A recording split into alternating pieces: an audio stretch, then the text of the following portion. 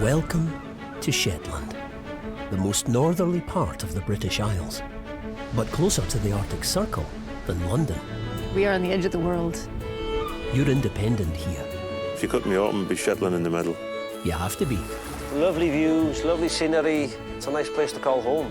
When the winds shift and the seas roar. It's kind of quite emotional. It's a secret haven. Go, babies, go. With a magnetic pool. I think it's the best place on the planet. I mean, look at it. Now more people are seeking the precious peace of this untamed paradise. Having this on your doorstep, like, why would you want it to be anywhere else? Whether you're a Shetlander or incomer, there's a simpler lifestyle and a slower pace. Being able to live here as well as work here is very, very special. From time-honoured farming practices. As long as my feet was on Shetland, that was all that mattered to me. To livelihoods sustained from the fruits of the sea. I love this. Beats a desk job. Where historic crafts are cherished. This is a real family history. I've just a little bit attached to this. And proud traditions still burn brightly. Welcome to a timeless place of epic beauty. Welcome to the Shetland Islands.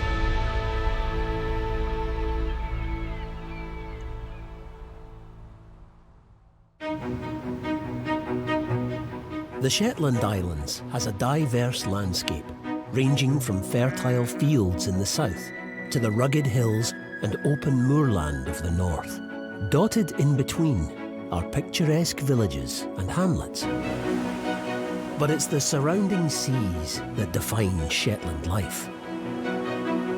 It's the main way off and between the islands. Shetland's heritage owes much to its not-so-near neighbours. It was owned by Norway for 600 years before becoming part of Scotland in 1472.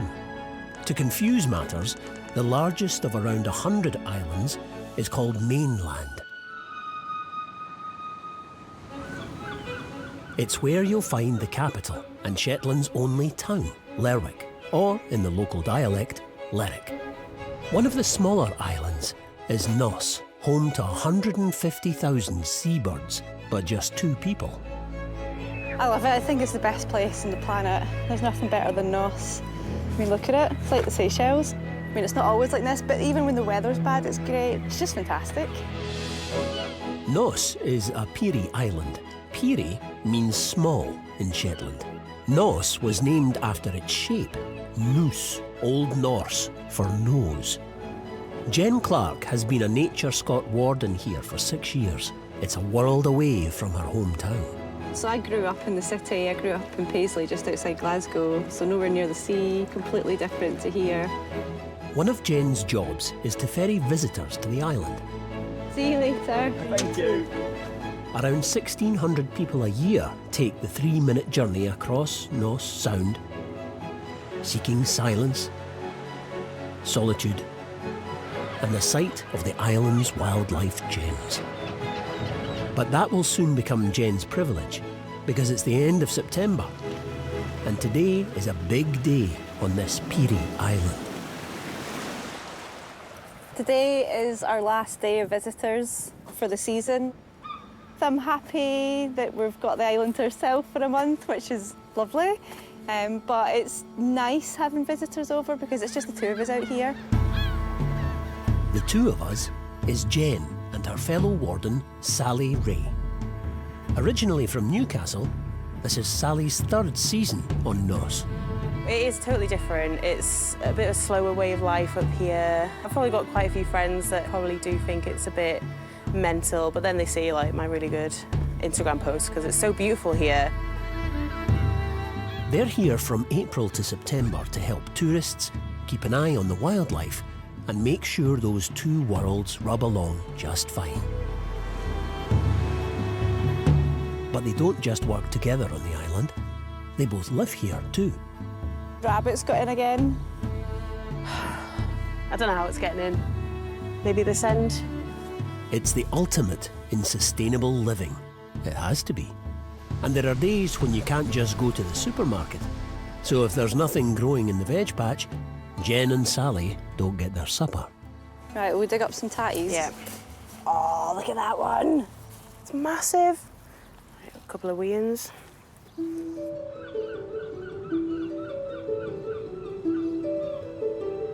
It's all right. Yeah, not bad. It's got a sad end, though. The reason we started growing stuff out here was just to try and reduce plastic waste. And also it meant that we had fresh stuff. And also having the tatties here in the autumn months when you can't get off as easily, it's a great backup source of food as well. Living like this, it's quite rewarding. I'd never grown vegetables before. And I remember first season when we grew tatties, when we pulled them up, we were basically both like screaming in delight because we were like very pleasantly surprised that we'd managed to grow them. Home on the island is this 17th century crofter's house. Well, I'm not sure that's going to make much of a dinner.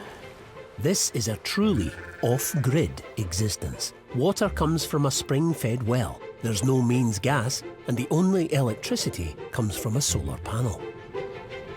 We don't have enough water or energy supply out here to run a washing machine, so we can't wash our clothes out here, so we'll take our dirty laundry off.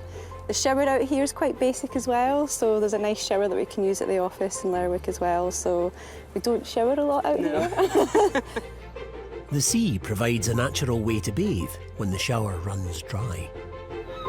Jen and Sally's main job is to monitor the seabirds on one of the most important colonies in Shetland. Recognised as one of the finest wildlife sites in Europe. But that's a job for tomorrow, as it's time to signal the island is now closed to visitors for another season. Right, I'm going to put this flag up. It's happening. It's the last day of the season, so we're going to raise the flag to let people know that we're closed. So we use the flag as a symbol of the ferry not running, so if the weather's bad, but now that we're closed for the season, this will stay up until we move off at the end of the month.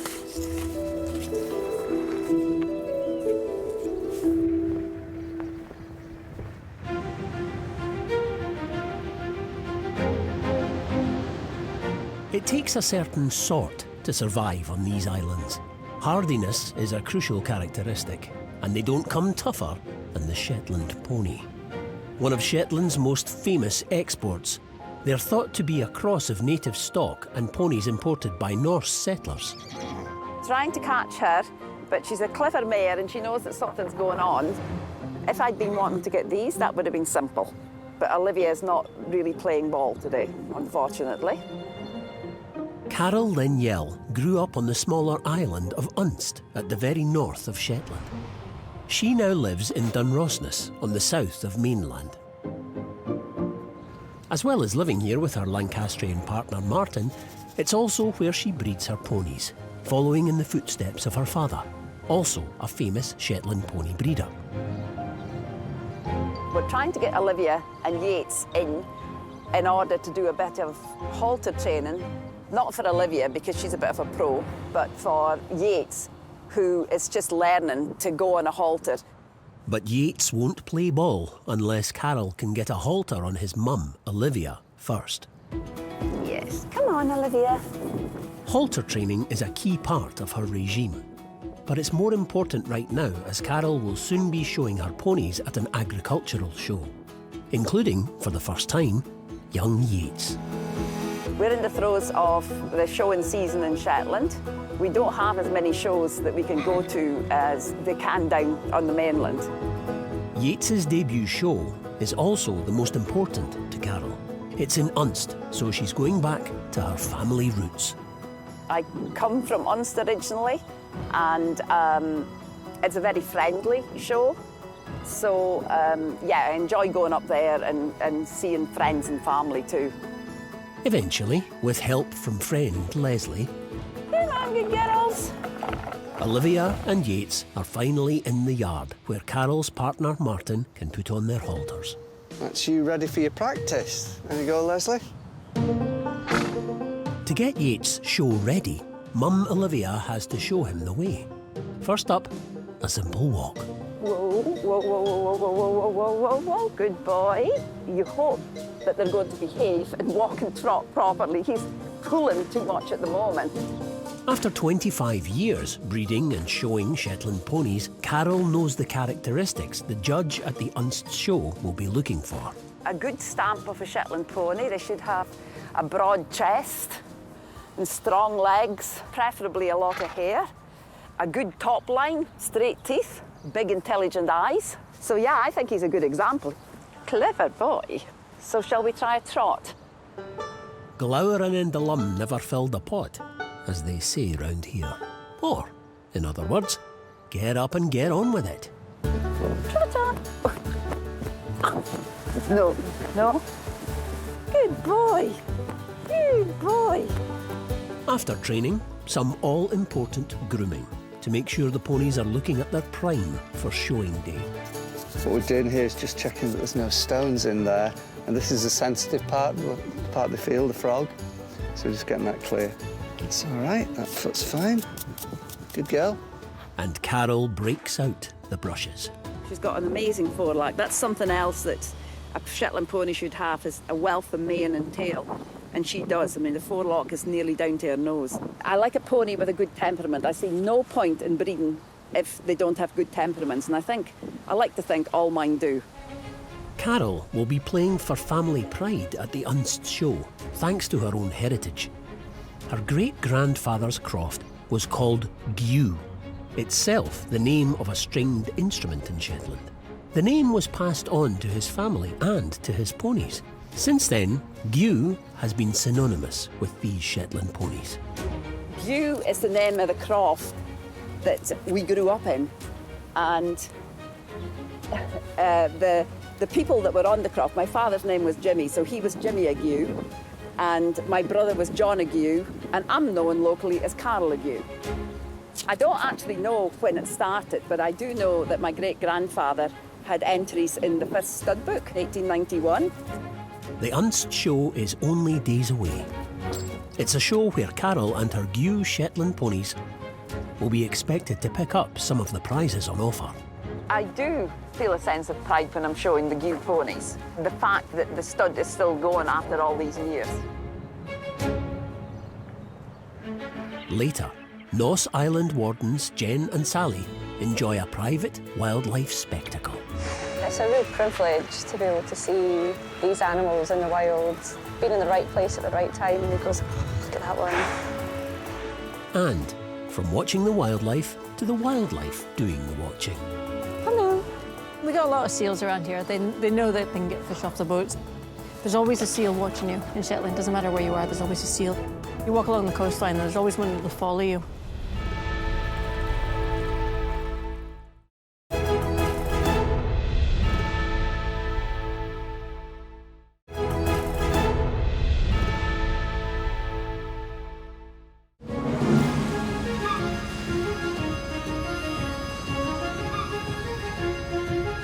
Shetland's only town is also its capital and single most populous place, Lerwick. It became the capital in the early 18th century, mostly thanks to its growing importance to the fishing industry. It's a picturesque port town with stunning views around every corner. Having this on your doorstep, like, why would you want to be anywhere else? It's just an incredible place. It's quiet. You feel at peace here.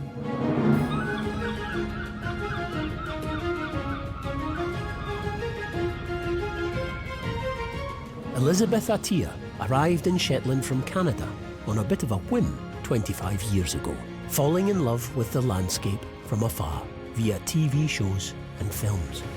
We are on the edge of the world, and it takes a special kind of person to come here and visit, and it takes an even more special person to stay. Elizabeth's first love is the great outdoors of her adopted homeland, whether hiking or cycling. But she's also a foodie, and now food blogger, as well as running a holiday cottage.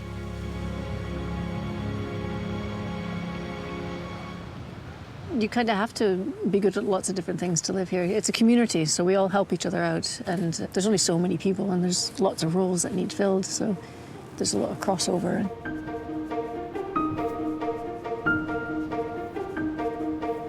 The new newest string to her bow is less of a string and more of a line, as an assistant on a mackerel fishing boat. Today's mission, we're going to get lots of mackerel because it's healthy and tasty. But this job links to one of her others. I'm going to take a few fish home because I've got some self-catering guests that are coming to the property at the end of the week, so I'm cooking them a nice dish. There's a saying in Shetland, "Dagi in hand never wants." In other words, be generous and it brings its own rewards. Elizabeth's reward for her help today will include a small haul of mackerel to cook for her guests. But before they depart, there's someone or something keeping an eye on them. Hello. We got a lot of seals around here. They know that they can get fish off the boats.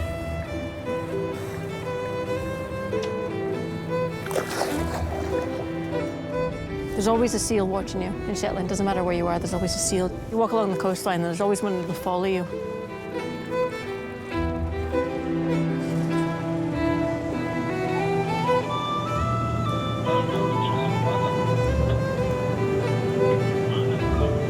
Oh, I love this. Beats a desk job. Skipper Alan Pottinger, a native Shetlander, has been earning a living from fishing since he was just 15. Same as any job is, it's good in its bad days. Today you're probably seeing it at its best when it's flat, calm and sunny. If you can make it work in your own boss, it's probably better. It's as good a job as you can get. There's no fish at the moment, but hopefully we'll find something before the day's out. It's not long before Alan has found his first mackerel shoal. Fantastic. It's a very good hit workout. Put that one on, Elizabeth. I hope she doesn't think I shout at her too much. There's been a real bounty in this position, but it suddenly slows down. And there's one big reason for that. I think we can stop them, Elizabeth. I think the seal is somewhere around. Is there? Yeah. The seal has scared off the mackerel, but there's plenty more fish in the sea, and enough to share. But Elizabeth and Alan give way to the seal, or selkie, as they call them round here, and leave in search of another spot. These are the sonars, so that's the round one. And that's the echo, yeah, echo, so that's down. That's a good shoal of mackerel here. Once we're seeing it there, and you can nearly see it coming up to the boat. That's it coming up on the hooks. Alan's been doing this for 38 years, so it's not all about new technology. There are some traditional ways to read the water too. If you see gannets diving down into the water, that's usually a good sign of shoals of mackerel. And keeping an eye out for the birds pays dividends.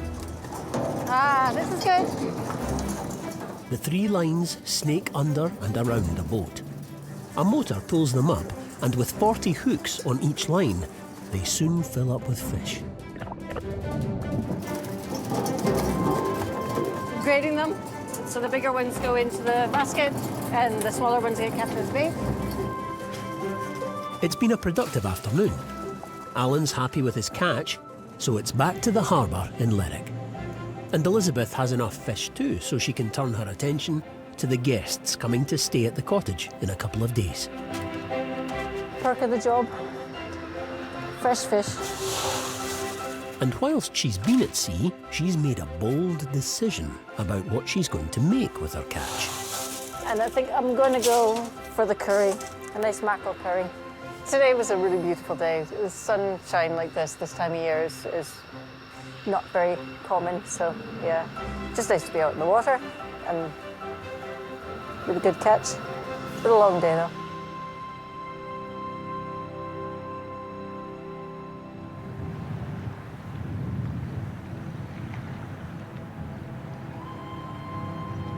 The tiny island of Nos is a renowned nature reserve, famous for its important seabird colony. But the last of 1,600 annual human visitors have left for this year. And now just 2 people remain on the island, wardens Jane Clark and Sally Ray.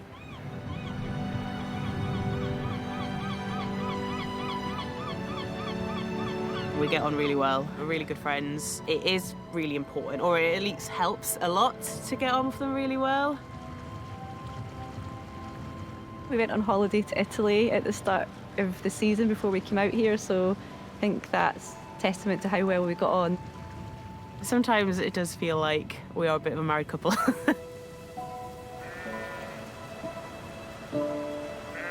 Noss's colony of seabirds is at the opposite side of the island. And the only way to get there is a steep but rewarding 60-minute hike. These soaring cliffs are known as the Great Wall of Noss. At 180 metres, they're the highest on Shetland's east coast and home to as many as 150,000 seabirds. It's Jen and Sally's job to monitor the birds, keeping a tally of numbers and work out how many new chicks are born each year.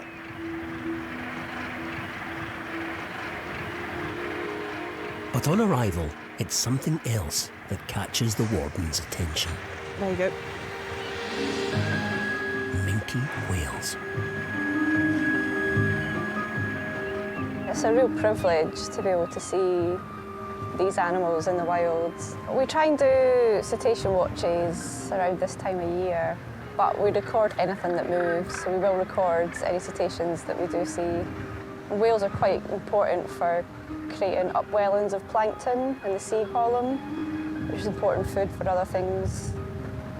For fish, fish are important food for seabirds, so it's all connected.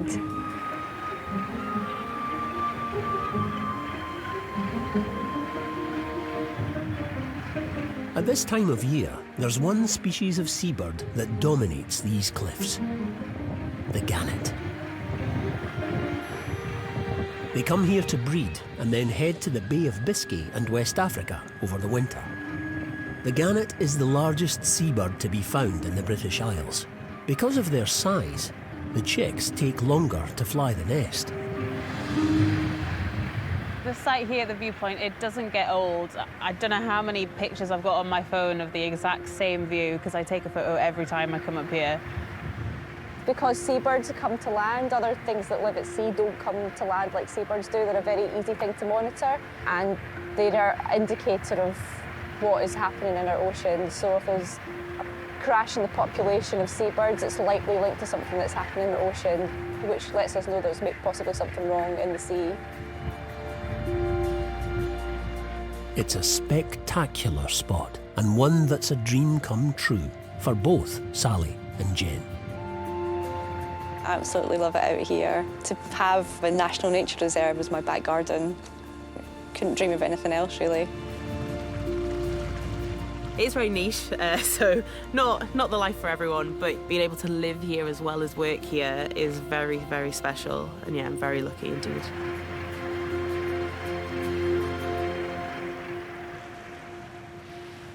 Later, we meet the artist surrounding herself with inspirational sea views.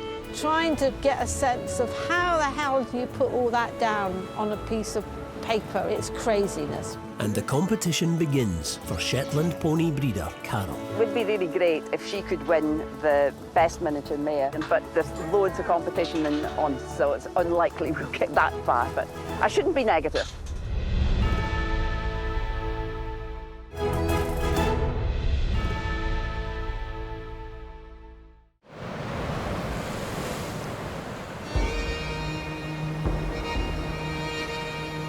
You're never more than a mile and a half from the sea in Shetland.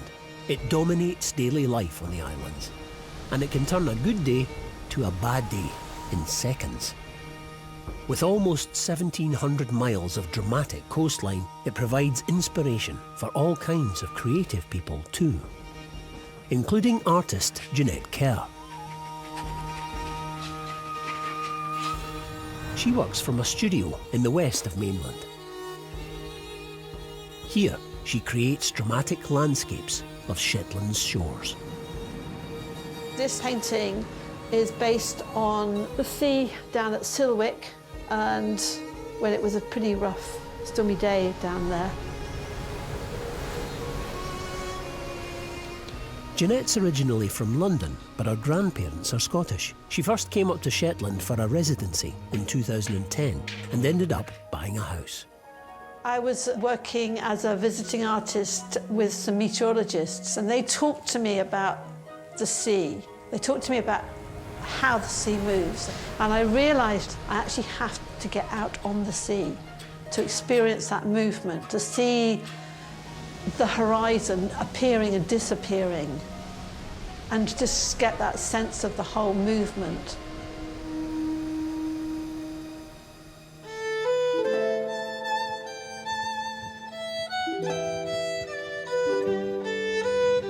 She could find inspiration through her studio window, but Jeanette prefers to get out and about to ignite her creativity.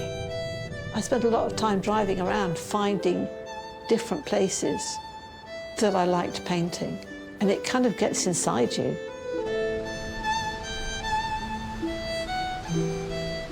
Silwick is a favourite haunt for Jeanette. The sea can be wild here. Shetlanders say they're little lee and under a lying back at sea. The rolling ocean provides no shelter in a storm. I'm just looking for a spot where I feel that I could be as close to the water as possible.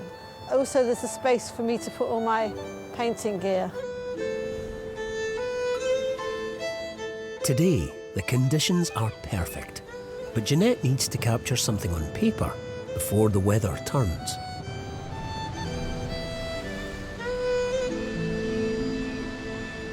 I spent a long time just watching the sea, just trying to get a sense of how the hell do you put all that down on a piece of paper. It's craziness, really. In a studio, you can afford to be a lot more kind of measured and take your time. Out here, you can't. The light's going, or it's going to rain, or the mist is coming up. You've got to get it down quickly. Therefore, there's no time to stop and kind of think about things.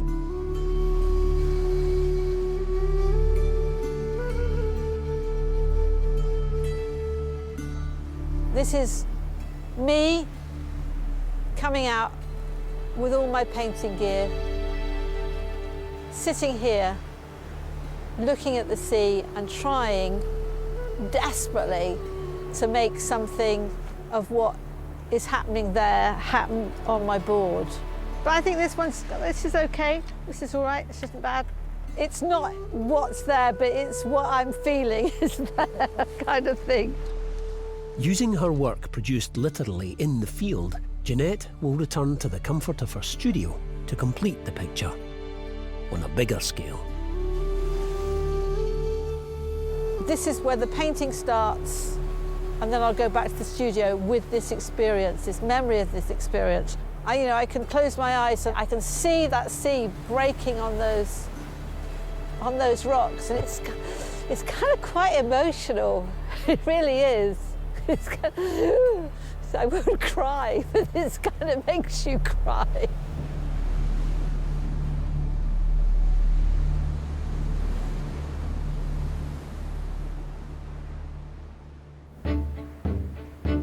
Shetland is located where the North Atlantic meets the North Sea. It's no surprise fishing is the biggest industry on the islands. £82 million worth of fish and shellfish is landed here. Much of it in Shetland's capital, Lerwick. It became the capital as fishing became more important to the islands. Back then, it was herring. Today, it's mackerel. And tonight, it's also on the menu. Elizabeth Attier combines her food blogging with helping on a fishing boat and managing a holiday cottage. Her guests have booked her to cook an exclusive supper, and she's preparing dishes using the mackerel she caught herself just days ago.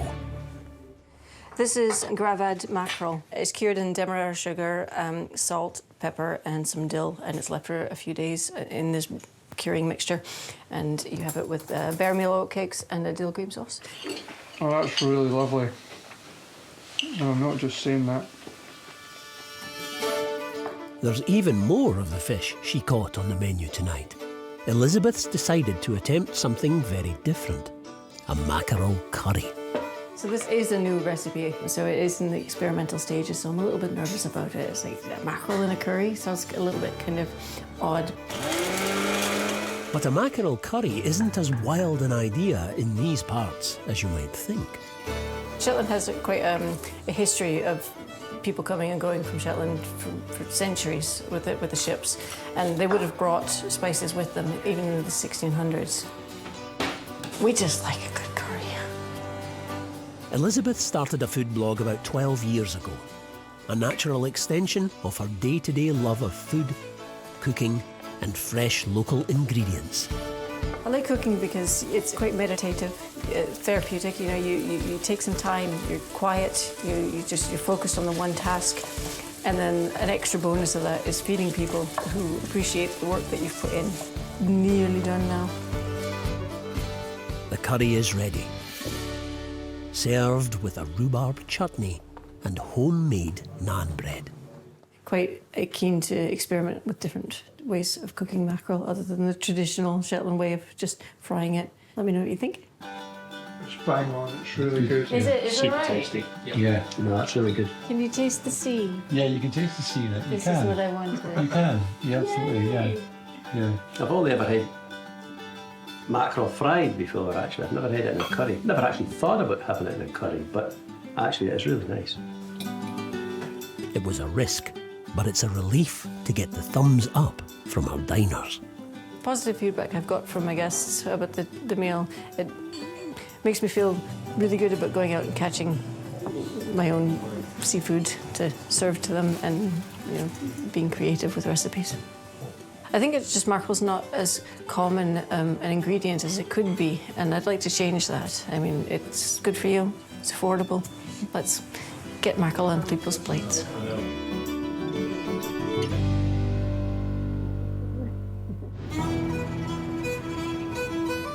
Shetland's terrain is rugged. The weather can be harsh. Only a hardy animal can survive. Only the hardiest will thrive. As such, Shetland ponies have become emblematic of these islands. Ponies back in the day were used for transporting people and peat and used on the crafts. Ponies have been here for centuries. Carol Linyell and her ancestors have been breeding pedigree ponies in Shetland since 1890. This photo is taken in 1971 of my father at the Unst show with Goldie Ague and the Peterson Cup. The Unst show and that cup is a strong part of Carol's heritage. She grew up in Unst, has followed in her father's footsteps as a renowned breeder of Shetland ponies, and is hoping to capture the Peterson Cup at this year's show like he did over 5 decades ago. Morning. This is show day. Wait, Olivia, there we go.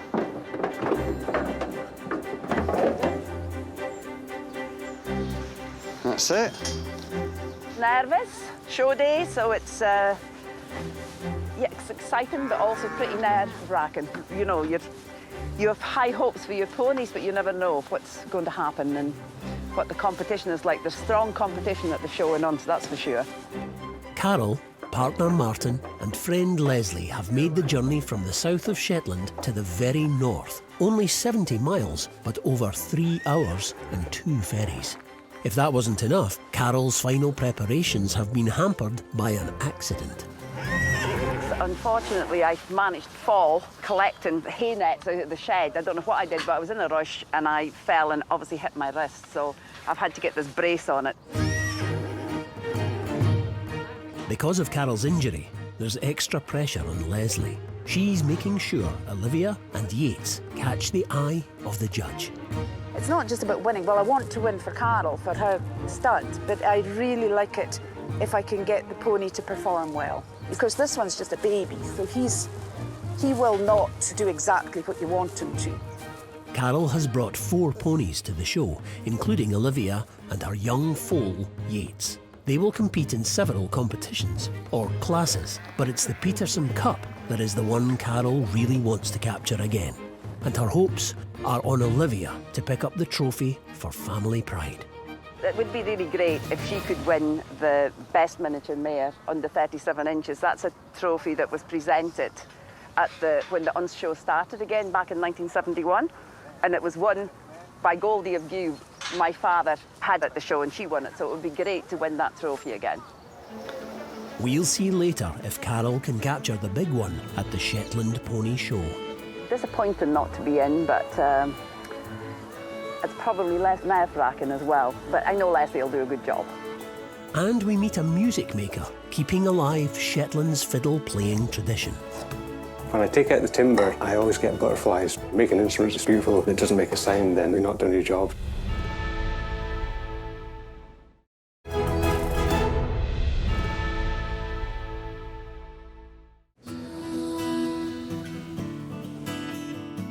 Shetland is captivating.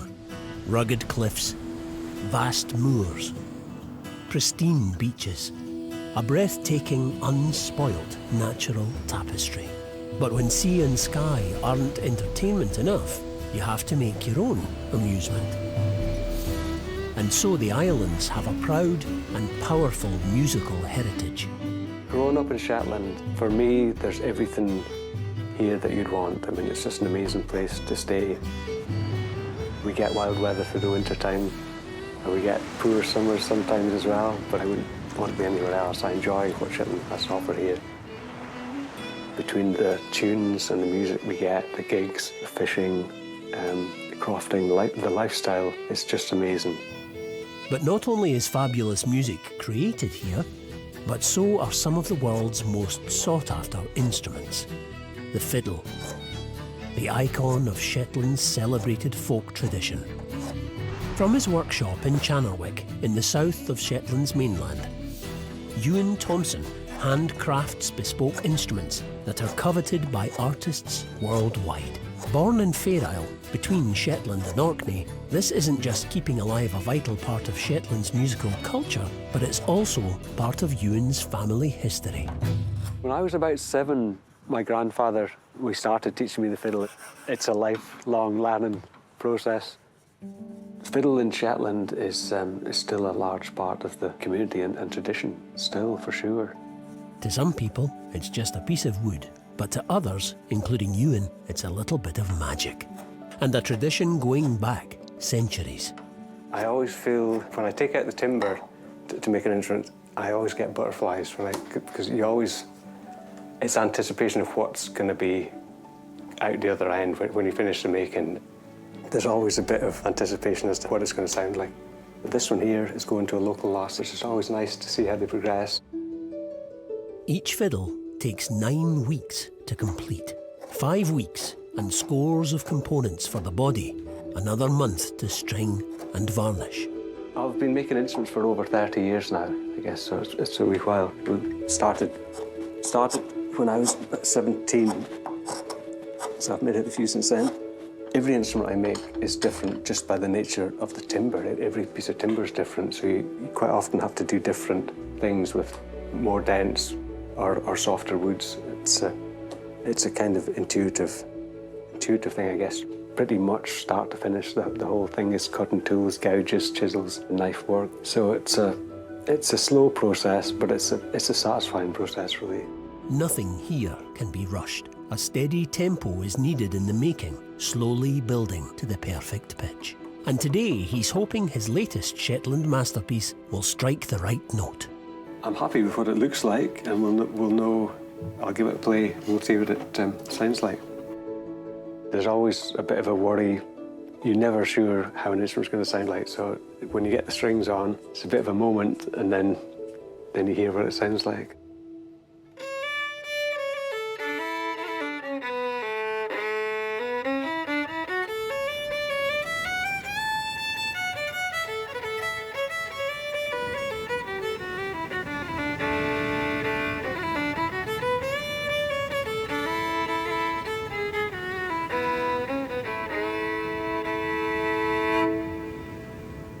Yeah, I'm quite pleased with the sound it's making. It seems to be smooth enough, but hopefully got enough volume. 1, 2, 3. As well as crafting fiddles, Ewan loves exercising them too. And together with friend Ian, playing keeps him firmly tied to his island roots.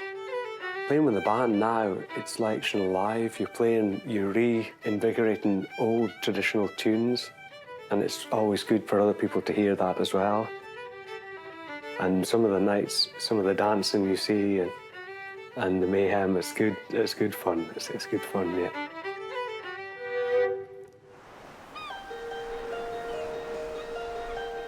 Shetland is the most northerly part of the British Isles, and the island of Unst is the most northerly inhabited part of Shetland.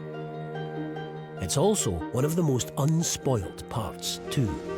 But rather than views and vistas, today it's the ponies that are taking centre stage at the annual Unst show. Shetland pony breeder Carol Linyell and her ponies and helpers are trying to win as many rosettes as possible. We've had 3 ponies in the ring so far. I've got 2 seconds and a third, and we're just waiting for Olivia. She'll be going in soon. Carol's main aim today is to win the title her father was awarded over 50 years ago.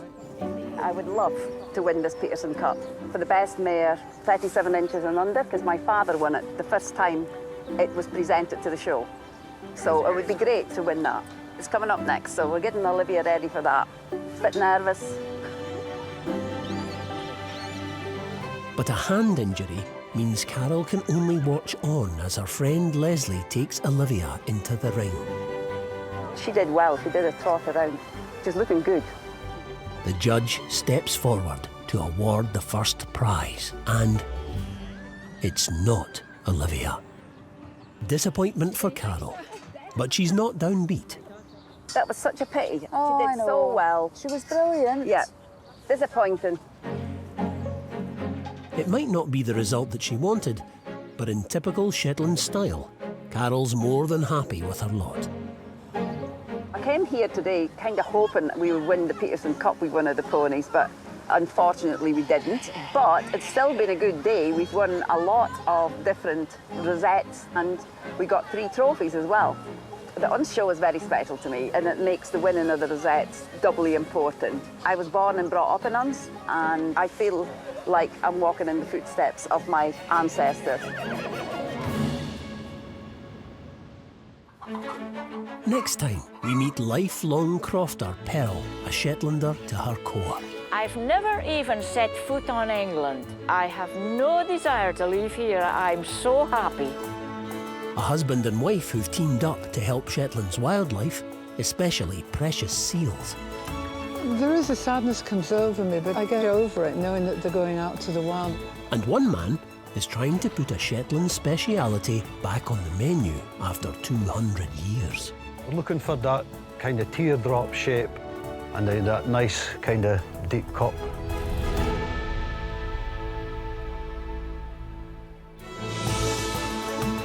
Dara O'Brien comes face to face with the most famous pharaoh of them all in brand new Mysteries of the Pyramids tomorrow at 9. Next night, we're hopping and skipping our way through the archives to Morecambe and Wise, 30 funniest moments after the break.